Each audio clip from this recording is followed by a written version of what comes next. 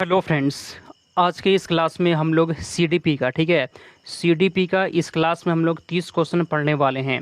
और ये सभी question friends previous year question है। सब के सब क्वेश्चन पहले एग्जाम में पूछा गया है, वही क्वेश्चन पढ़ाने वाले हैं। ठीक है, तो चलिए क्लास को स्टार्ट करते हैं। जितना भी क्वेश्चन का आंसर पता होगा आपको कमेंट करना। ठीक है, चलिए क्लास को स्टार्ट करते हैं। आज का पहला क्वेश्चन है कि समकालीन विचारधाराओं के अनुसार बाल विकास की प्रक्रिया कैसी होती है। बाल विकास की प्रक्रिया कैसी होती है? ऑप्शन ए पढ़िए। सभी बच्चों के लिए एक समान है और सभी बच्चे एक निश्चित आयु तक आते आते विशिष्ट निर्धारित लक्ष्य अवश्य प्राप्त कर लेते हैं। क्या ये होगा? बी। बाल विकास की प्रक्रिया बहुआयामी है क्योंकि बच्चे विभिन्न प्रकार के संदर्भों में पलते बढ़ते हैं। बिल्कुल यहाँ पे आंसर आपका बी हो जाएगा। ठीक है, कुछ लोग यहाँ पे ए लगता होगा, ए यहाँ पे नहीं होगा। विकास की प्रक्रिया क्या होता है? बहुआयामी होता है क्योंकि बच्चे विभिन्न प्रकार के संदर्भों में पलते बढ़ते हैं। ऑप्शन नंबर यहाँ पे बी हो जाएगा। आंसर जो बताएंगे फ्रेंड्स ये ऑफिशियल आंसर है, तो आराम से पढ़िए। ठीक है, अगला, विकास का सिद्धांत बताता है कि गामा कौशल का विकास शरीर के मध्य से आरंभ होकर शरीर के सिरों की ओर बढ़ता है। इसमें क्या होगा बताइए? घुमावदार, विशिष्टता, अधोगामी या फिर शीर्षगामी। इसे क्या कहते हैं? विकास का सिद्धांत बताता है कि गामा कौशलों का विकास जो होता है शरीर के मध्य से आरंभ होकर शरीर के सिरों की ओर बढ़ता है। इसे हम लोग क्या कहते हैं फ्रेंड? इसे कहते हैं अधोगामी कहते हैं। ऑप्शन नंबर सी हो जाएगा। अगला क्वेश्चन 3 नंबर, विकास की किस अवस्था में बच्चे कल्पनाशीलता वाले खेल में सक्रिय रूप से भाग ले लेते हैं? बताइए, विकास की किस अवस्था में बच्चे जो होते हैं कल्पनाशीलता वाले खेल में भाग ले लेते हैं? शैशवावस्था, प्रारंभिक बाल्यावस्था, मध्य बाल्यावस्था या फिर किशोरावस्था। तो यहाँ पे फ्रेंड्स 3 नंबर क्वेश्चन का ऑप्शन नंबर बी हो जाएगा। प्रारंभिक बाल्यावस्था में बच्चे जो होते हैं वो कल्पनाशीलता वाले गेम में सक्रिय रूप से भाग लेने लगते हैं। आंसर यहाँ पे बी हो गया आपका। आगे चलते हैं 4 नंबर क्वेश्चन की ओर। निम्नलिखित में से कौन सी बच्चों के समाजीकरण की द्वितीयक संस्थाएं हैं? कमेंट करिए। बच्चों के समाजीकरण की द्वितीयक संस्थाएं कौन है? परिवार, मीडिया, धार्मिक संस्था या फिर विद्यालय। यहाँ पे क्या बोल रहा है? द्वितीयक संस्था। परिवार फ्रेंड्स यहाँ पे नहीं होगा। परिवार जो होता है वो क्या होता है जी? प्राथमिक होता है, द्वितीयक नहीं होता है। चौथा का बताइए। देखिए फ्रेंड्स, मीडिया हो जाएगा, धार्मिक संस्थाएं और विद्यालय, ये सभी जो होता है फ्रेंड्स ये द्वितीयक संस्थाएं होता है। आंसर यहाँ पे आपका सी वाला हो जाएगा। ठीक है, परिवार जो होता है वो समाजीकरण की प्राथमिक संस्थाएं होती है, लेकिन यहाँ पे द्वितीयक पूछा गया था। चलिए 5 नंबर क्वेश्चन, रुचि को 3 पेंसिलें दिखाई जाती है। वह देखती है कि पेंसिल का जो है पेंसिल खा से बड़ी है, पेंसिल खा पेंसिल गा से बड़ी है। जब रुचि से यह निष्कर्ष निकालती है कि का गा से बड़ी है, तो वह जीन पियाजे के किस संज्ञानात्मक विकास की विशेषता को दर्शाती है? इसे क्या कहते हैं? क्रमबद्धता कहते हैं, संरक्षण कहते हैं, संक्रामक अनुमान कहते हैं या फिर क्या कहते हैं? तो यहाँ पे 5 नंबर क्वेश्चन का सी हो जाएगा। इसे क्या कहते हैं? संक्रामक अनुमान कहते हैं। ऑप्शन नंबर यहाँ पे सी बिल्कुल सही जवाब है। आगे चलते हैं 6 नंबर क्वेश्चन, जीन पियाजे के संज्ञानात्मक विकास के सिद्धांत के अनुसार मूर्त संक्रियात्मक चरण में बालक निम्न में से क्या कर पाने के योग्य होता है? कमेंट करिए। तो जीन पियाजे के अनुसार मूर्त संक्रियात्मक अवस्था में बच्चे क्या कर पाने योग्य हो जाते हैं? चलिए यहाँ पे छठा का बताइए। प्रतिवर्तन, परिकल्पना आधारित निगमनात्मक तार्किक चिंतन, अमूर्त चिंतन या फिर प्रतिज्ञप्ति चिंतन। तो आंसर यहाँ पे ऑप्शन नंबर ए हो जाएगा। फ्रेंड्स क्या कर पाते हैं? प्रतिवर्तन कर पाते हैं। ऑप्शन नंबर यहाँ पे आपका ए हो जाएगा। ठीक है, आगे चलते हैं 7 नंबर, निम्नलिखित में से कौन सा चरण लॉरेंस कोहलबर्ग द्वारा दिए गए नैतिक विकास के सिद्धांत में शामिल नहीं है? कमेंट करिए। तो कोहलबर्ग द्वारा दिए गए नैतिक विकास के सिद्धांत में शामिल नहीं है। कमेंट करिए आंसर। पारंपरिक चरण, अपारंपरिक चरण, उत्तर पारंपरिक चरण या फिर पूर्व पारंपरिक चरण। तो 7 नंबर क्वेश्चन के यहाँ पे आपका बी हो जाएगा। ठीक है जी, अपारंपरिक चरण यहाँ पे नहीं होता है। ठीक है जी, यही नहीं होता है, तो आंसर आपका यही हो जाएगा बी वाला। बाकी तीनों होता है ए, सी और डी वाला। ठीक है, 8 नंबर क्वेश्चन यहाँ पे, एक अध्यापिका अपनी कक्षा के लिए लेव वाइगोस्की के सामाजिक संरचनावादी सिद्धांतों पर आधारित शिक्षण अधिगम प्रक्रिया तैयार करना चाहती है। उसे निम्न में से किसका प्रयोग से बचना चाहिए, कमेंट करिए। तो ऑप्शन ए सामाजिक सहयोगिता, बी सांस्कृतिक उपकरणों का हस्तक्षेप, सी रटकर याद करने पर बल। किससे बचना चाहिए ना, मतलब नेगेटिव खोजना आपको, तो आंसर यहाँ पे यही सी वाला हो जाएगा, रटकर याद करने पर बल, इसी से बचना चाहिए। बच्चों को फ्रेंड रटवाना नहीं है, ऑप्शन नंबर यहाँ पे सी हो जाएगा, इसी से हम लोग बचेंगे, रटवाने से हम लोग बचेंगे, ठीक है। चलिए अगला क्वेश्चन 9 नंबर। लेव वाइगोस्की ने अपने सामाजिक संरचनावाद सिद्धांत में निम्न में से किससे विद्यार्थियों में अधिगम को सुसाध्य करने हेतु उपयुक्त बताया है। ऑप्शन नंबर ए सहकर्मी सहयोगिता, बी सांस्कृतिक उपकरणों का हस्तक्षेप, रटकर याद करने पर बल, या फिर क्या होगा गैर संदर्भित पाठ्यक्रम। 9 नंबर क्वेश्चन फिर से पढ़ते हैं। देखिए फ्रेंड, जहाँ पर भी वाइगोस्की आता है ना, वहाँ पर क्या आता है, समाज आता है, संस्कृति आता है, सहकर्मी आता है, ठीक है फ्रेंड्स। ऑप्शन नंबर यहाँ पे ये पढ़िए सहकर्मी सहयोगिता, ऑप्शन नंबर यहाँ पे ये हो जाएगा। चलिए 10 नंबर क्वेश्चन। किसी प्रगतिवादी कक्षा के बारे में एक अध्यापिका का क्या विश्वास होना चाहिए। किसी प्रगतिवादी कक्षा में एक अध्यापिका का क्या विश्वास होना चाहिए। ऑप्शन ए कक्षा हमेशा कठोर नियंत्रण में रहे, एकदम बिल्कुल फ्रेंड्स ये गलत है। 10 का अधिगम केवल कक्षा में ही होता है, अधिगम केवल कक्षा में ही होता है, ये बिल्कुल गलत बात है, ठीक है फ्रेंड। 2 ऑप्शन कट गया आगे। कक्षा में विद्यार्थी अपने साथ विविध प्रकार के समृद्ध अनुभव लाते हैं, बिल्कुल ये सही जवाब है। कक्षा में बच्चे जो होते हैं ना, अपने साथ विविध प्रकार के अलग अलग तरह के फ्रेंड्स अनुभव लाते हैं, ऑप्शन नंबर सी हो जाएगा। आगे चलते हैं, अगला क्वेश्चन 11। अगला क्वेश्चन, किस विचारक ने इस बात को नकारा है कि बुद्धि एकल इकाई है और कई पृथक स्वतंत्र बुद्धियों का सिद्धांत प्रतिपादित किया है। जीन पियाजे, हॉवर्ड गार्डनर, ली वाइगोस्की, या फिर लॉरेंस कोहलबर्ग। 11 का सही जवाब क्या होगा। किस विचारक ने इस बात को नकारा है कि बुद्धि एकल इकाई होती है, इसे किस नकारा फ्रेंड्स। आंसर यहाँ पे बी हो जाएगा, Howard Gardner, option number B यहाँ पे बिल्कुल सही जवाब है। आगे चलते हैं, अगला क्वेश्चन 12। खिलौने के रूप में गुड़िया मिलने पर रोहन की प्रतिक्रिया थी, मुझे यह खिलौना पसंद नहीं है क्योंकि लड़के गुड़िया से नहीं खेलते हैं। यह किसका एग्जाम्पल है। जेंडर प्रासंगिकता, जेंडर भेदभाव, जेंडर रूढ़िवादिता, या फिर जेंडर स्थिरता। तो यहाँ पे 12 नंबर क्वेश्चन का हो जाएगा ऑप्शन नंबर सी, इसे क्या कहते हैं, जेंडर रूढ़िवादिता कहते हैं, ठीक है। आंसर यहाँ पे सी हो गया। आगे चलते हैं 13 नंबर क्वेश्चन। एक शिक्षक 1 महीने की अवधि के अंतराल में विद्यार्थियों को निबंध लिखने के लिए कई ड्राफ्ट लिखने के लिए सहयोग देता है।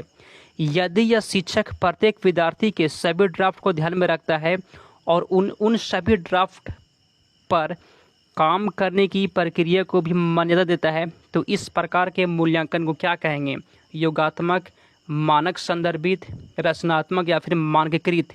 आंसर यहाँ पे क्या होगा, ठीक है। क्वेश्चन जो बड़ा रहे ना, जिसमें आपको और टाइम चाहिए, तो आप क्लास को रोकेंगे बीच में और पहले खुद से पूरा पढ़ेंगे, उसके बाद आंसर देंगे, ठीक है। यहाँ पे आंसर सी हो जाएगा, इसे रचनात्मक कहते हैं। क्या कहते हैं, इसे क्या कहते हैं, रचनात्मक। आगे चलते हैं, अगला क्वेश्चन। एक बहुभाषी कक्षा में शिक्षक को क्या करना चाहिए, बताइए। एक बहुभाषी कक्षा में शिक्षक को क्या करना चाहिए। एक बहुभाषी कक्षा में शिक्षक को क्या करना चाहिए फ्रेंड्स। आंसर यहाँ पे सी वाला आपका हो जाएगा। भाषाओं को विविधता के बारे में जागरूकता लानी चाहिए और विद्यार्थियों को पसंद अनुसार भाषा के इस्तेमाल की अनुमति देनी चाहिए। ऑप्शन नंबर यहाँ पे सी हो जाएगा। आगे चलते हैं, यहाँ पे 15। राष्ट्रीय शिक्षा नीति 2020 के अनुसार शिक्षा को, कमेंट करें, शिक्षा कैसा होना चाहिए। ऑप्शन ए केवल पूर्व निर्धारित विषय वस्तु पर केंद्रित होना चाहिए, गलत हो जाएगा। जहां पर भी केवल रहता है वो ऑप्शन गलत होता है, ठीक है। ए फ्रेंड्स कट गया, 15 का ए फ्रेंड्स यहाँ पे कट गया। समस्या समाधान पर केंद्रित होना चाहिए, ये बिल्कुल यहाँ पे सही जवाब है, ऐसा होना चाहिए, ठीक है। अधिगमकर्ता को समालोचनात्मक चिंतन का विकास करना चाहिए, यहाँ पे फ्रेंड्स तीसरा भी सही है, दूसरा सही है, तीसरा सही है। अन्वेषण निर्धारित और खोज आधारित होना चाहिए फ्रेंड्स, यहाँ पे ये भी हो जाएगा, ठीक है। 2, 3 और 4 यहाँ पे सही होगा। 2, 3, 4 किस में दिया गया जी, 2, 3, 4, 2, 3, 4 फ्रेंड्स यहाँ पे देखिए।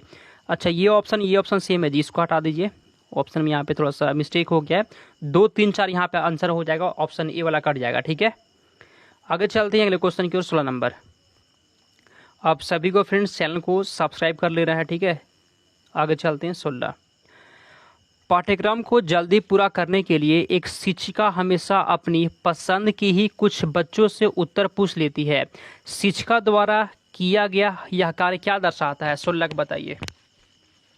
पाठ्यक्रम को जल्दी पूरा करने के लिए एक शिक्षिका हमेशा अपनी पसंद की ही कुछ बच्चों से उत्तर पूछती है।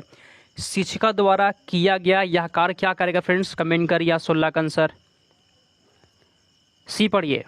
विद्यार्थियों के समान अवसर की उपलब्धता से वंचित करता है। हाँ जी, बच्चों के जो समान अवसर है ना वो नहीं मिल पाएगा, क्योंकि टीचर जो है फ्रेंड्स हमेशा कुछ पसंद के बच्चों से ही अगर वो क्वेश्चन पूछेंगे या उत्तर पूछेंगे तो बाकी बच्चों का क्या होगा? यहाँ पे समान अवसर तो नहीं मिल रहा है, तो ऑप्शन नंबर यहाँ पे सी हो जाएगा। ठीक है, 17 नंबर क्वेश्चन। गुन्नज वैकल्य को से जूझते छात्र के समावेशन हेतु इनमें से क्या महत्वपूर्ण है? गुन्नज वैकल्य से जूझते छात्र के समावेशन के लिए सबसे जरूरी क्या है? ए पढ़िए। कार्य पूर्ण करने के लिए सख्त समय नहीं होना चाहिए। ठीक है, गलत हो गया। बी, शिक्षार्थी को दृश्य आधारित परिकलन मतलब कैलकुलेटर और गणित संबंधी परियोजना का उपलब्ध करवाना। ये फ्रेंड्स आंसर यहाँ पे आपका बी हो जाएगा। ठीक है, चलिए बहुत अच्छा। 18 नंबर क्वेश्चन। एक दृष्टिबाधिता वाले विद्यार्थियों के लिए निम्न में से कौन सी सामग्री लाभदायक नहीं होगी? बताइए। एक दृष्टिबाधिता वाले शिक्षार्थी के लिए कौन सी सामग्री लाभदायक नहीं होगी? 18 का फ्रेंड्स कमेंट करिए। तो मतलब फ्रेंड्स देखने में उसको दिक्कत है तो कौन सी इसमें उसके लिए मतलब नहीं होगा, सहायता नहीं करेगा? ऑप्शन ए स्पार्शी ग्लोब, ये तो फ्रेंड्स सहायता करेगा, तो ये तो नहीं होगा आंसर। छोटे अक्षरों वाली पुस्तक, यही फ्रेंड्स सहायता नहीं करेगा, यही लाभदायक नहीं होगा, तो आंसर यहाँ पर आपका बी हो जाएगा। ठीक है, यही क्वेश्चन में पूछा गया कौन लाभदायक नहीं होगी, तो छोटे अक्षरों वाली पुस्तकें लाभदायक नहीं होगी। 19 नंबर क्वेश्चन कथन कारण वाला क्वेश्चन है, पढ़िए आराम से। ठीक है, कथन। भाषा शिक्षण के दौरान एक अध्यापिका को लिखित सामग्री के साथ साथ श्रवण पुस्तकें भी उपलब्ध करानी चाहिए। अच्छा ठीक है, तर्क में देखिए। प्रस्तुतिकरण के विविध विकल्प विभिन्न अध्ययनकर्ताओं की जरूरतों को पूरा कर पाते हैं, जैसा कि पठन विकारों से जूझते अभ्यर्थी। सही विकल्प क्या लग रहा है आपको? कमेंट करिए। तो फिर से फ्रेंड्स पढ़िए एक बार क्वेश्चन को, देखिए। भाषा शिक्षण के दौरान एक अध्यापिका को लिखित सामग्री के साथ साथ सुनने वाले पुस्तकें श्रवण पुस्तकें भी उपलब्ध करवानी चाहिए। ये तो बिल्कुल यहाँ पे सही दिया गया है। तो फ्रेंड्स यहाँ पे आंसर आपका हो जाएगा ए और आर दोनों सही है, और आर सही व्याख्या करता है ए की। चलिए आगे चलते हैं हम लोग 20 नंबर क्वेश्चन। और फ्रेंड्स फिर से बता दें, ये मेरा क्वेश्चन नहीं है, ये प्रीवियस ईयर क्वेश्चन पढ़ा रहा है आपको, पहले पूछा गया। ठीक है, अगला। एक सृजनात्मक बालक में निम्न में से कौन से गुण मौजूद होंगे? अब सारे चिंतन, अभिसारी चिंतन, अमूर्त चिंतन की योग्यता, या फिर नवीन महत्वपूर्ण उत्पादों की योग्यता? 20 का बताइए। तो फ्रेंड्स यहाँ पे 20 नंबर क्वेश्चन का क्या होगा बताइए आंसर 20 का। देखिए फ्रेंड्स, अभिसारी चिंतन गलत होता है, 2 तो कट जाएगा, 2 काटिए। अभिसारी चिंतन फ्रेंड्स अपसारी चिंतन होना चाहिए, अमूर्त चिंतन की योग्यता ये भी होनी चाहिए, नवीन महत्वपूर्ण उत्पादों की योग्यता फ्रेंड्स ये भी होनी चाहिए। तो आंसर यहाँ पे 1, 3 और 4 हो जाएगा। 1, 3, 4 यहाँ पे आंसर यहाँ पे सी हो गया आपका। आगे चलते हैं 21 नंबर क्वेश्चन। चलिए 21 नंबर क्वेश्चन कथन पढ़िए।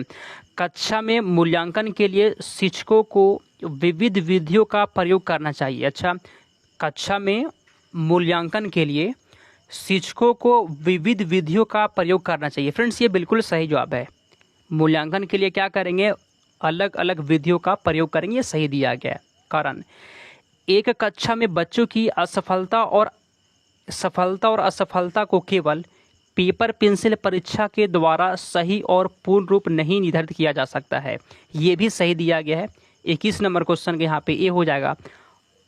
ए और आर दोनों सही है, और आर सही व्याख्या करता है ए की। आगे चलते हैं 22 नंबर क्वेश्चन की ओर। 30 क्वेश्चन होगा, ठीक है, 8 क्वेश्चन और है।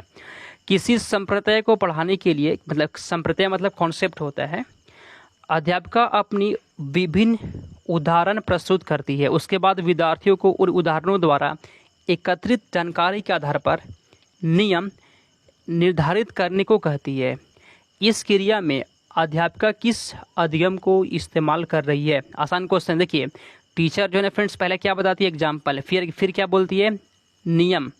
तो जहाँ पर फ्रेंड्स उदाहरण से नियम की ओर जाते हैं वहाँ पर क्या होता है, आगमनात्मक होता है। आंसर यहाँ पे बी हो जाएगा। ये क्वेश्चन बहुत बार पूछा गया है। 23 नंबर, कक्षा नियमन में विद्यार्थी की सहकारिता हेतु एक अध्यापक को क्या करना चाहिए?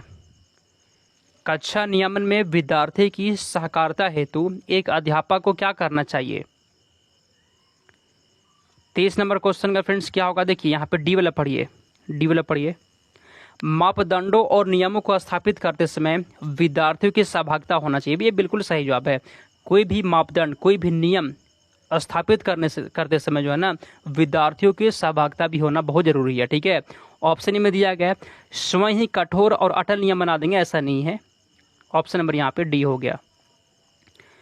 24 नंबर क्वेश्चन, सही विकल्प चुनिए जो उन संदर्भों का सही चुनाव करता है जिनमें बच्चों के लिए अधिगम हो पाता है। खेल कूद, घर और कक्षा कक्ष। 24 का बताइए।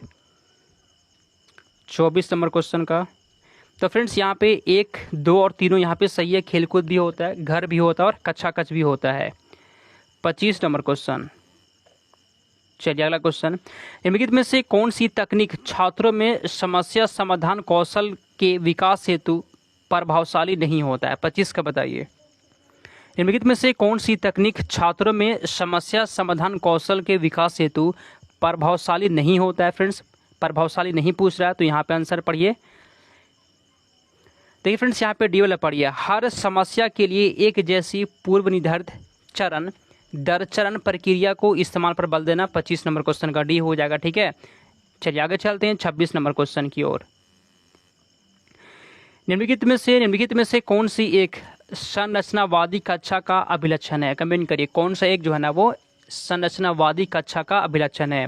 ऑप्शन ए, अधिगम प्रक्रिया में अधिगमकर्ता निष्क्रिय होते, ये गलत हो जाएगा। निष्क्रिय बच्चे नहीं होते हैं। ठीक है, ये निष्क्रिय बच्चे नहीं होते हैं।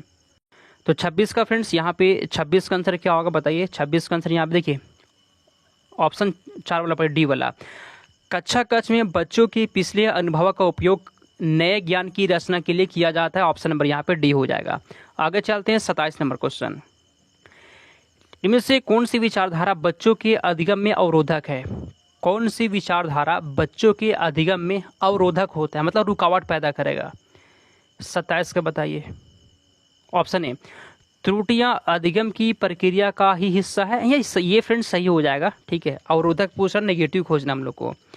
अधिगमकर्ताओं के लिए त्रुटियां एक लज्जाजनक कार्य है, ऐसा नहीं है फ्रेंड्स, ये ऐसा नहीं है। तो नहीं है आंसर यहाँ पे हो नेगेटिव वाला। ऑप्शन नंबर बी हो गया।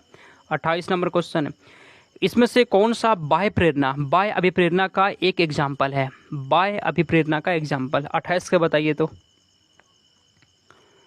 बाह्य अभिप्रेरणा देखिए फ्रेंड्स बी पढ़ते हैं। नकद इनाम पाने हेतु एक परियोजना के लिए विभिन्न स्रोतों से खोज करना। नगद इनाम पाने के लिए फ्रेंड्स आंसर यहाँ पे आपका बी हो जाएगा। चलिए 29 नंबर क्वेश्चन, कोविड-19 महामारी के दौरान तनाव ने विद्यार्थियों के प्रदर्शन को नकारात्मक रूप से प्रभावित किया है। यह निम्नलिखित में से किस प्रकार के संबंध को स्पष्ट करता है? ऑप्शन ए, प्रतियोगिता और संज्ञान और संवेग, आनुवंशिकता और निष्पादन, आनुवंशिकता और वातावरण। 29 नंबर क्वेश्चन का बी हो जाएगा, संवेग और संज्ञान। लास्ट क्वेश्चन यहाँ पे अधिगम अधिक सार्थक और प्रभावशाली होता है अगर यह मुख्यतः डैश हो। अगर यह मुख्यतः शिक्षक निर्देशित, गलत हो जाएगा। सहपाठी द्वारा निर्देशित, आंसर यहाँ पे ये भी नहीं होगा। पाठ्य पुस्तक भी नहीं होगा फ्रेंड्स, आंसर यहाँ पे 4 वाला हो जाएगा। स्वनिर्देशित हो, ऑप्शन नंबर यहाँ पे डी हो जाएगा। ठीक है, 30 में से आप लोग कितना सही कर दिए हैं और क्लास कैसा लगा फ्रेंड्स आप सभी को कमेंट करना है। चैनल को सब्सक्राइब कर लीजिएगा। यह क्लास आप सभी के लिए 12:30 बजे से होता है। ठीक है, चलिए हम लोग समाप्त करते हैं।